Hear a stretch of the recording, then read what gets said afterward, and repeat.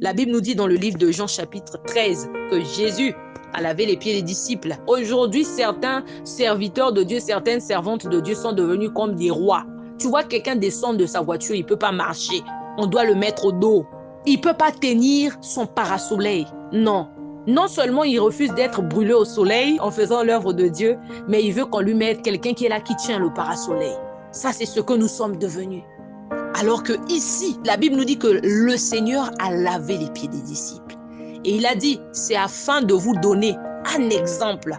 Au verset 14, il dit, si donc je vous ai lavé les pieds, moi le Seigneur et le Maître, vous devez aussi vous laver les pieds les uns les autres. Il dit, car quel est le plus grand? Celui qui est à table ou celui qui sert? N'est-ce pas celui qui est à table?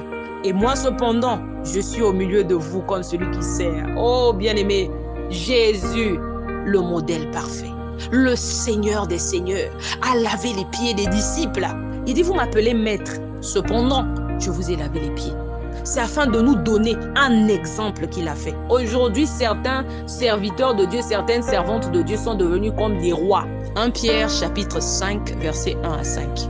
Ici, l'apôtre Pierre exhorte aux anciens à faire l'œuvre de Dieu telle que Dieu voudrait qu'on le fasse.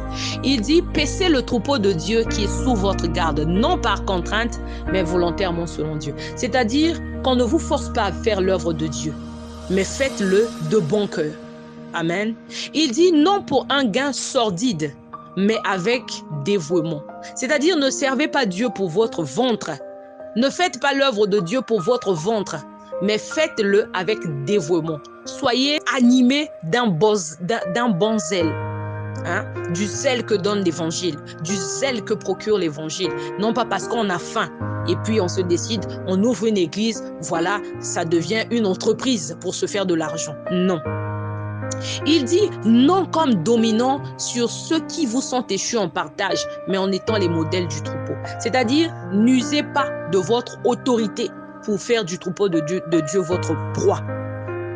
Comme le font certains soi-disant serviteurs, soi-disant servantes de Dieu qui usent de leur autorité pour sortir avec certains frères, pour sortir avec certaines sœurs, pour faire du n'importe quoi.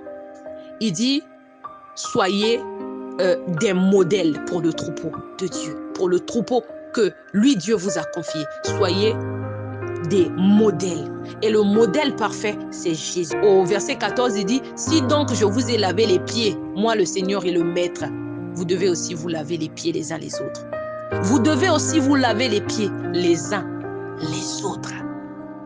Et il dit ensuite, et lorsque le souverain pasteur paraîtra, vous obtiendrez la couronne incorruptible de la gloire. Ça veut dire que la récompense, ta récompense, c'est Dieu qui va te la donner. De même, vous qui êtes jeunes, soyez soumis aux anciens. Et tous, dans vos rapports mutuels, revêtez-vous d'humilité, car Dieu résiste aux orgueilleux, mais il fait grâce aux humbles. La récompense, c'est Dieu qui va te la donner.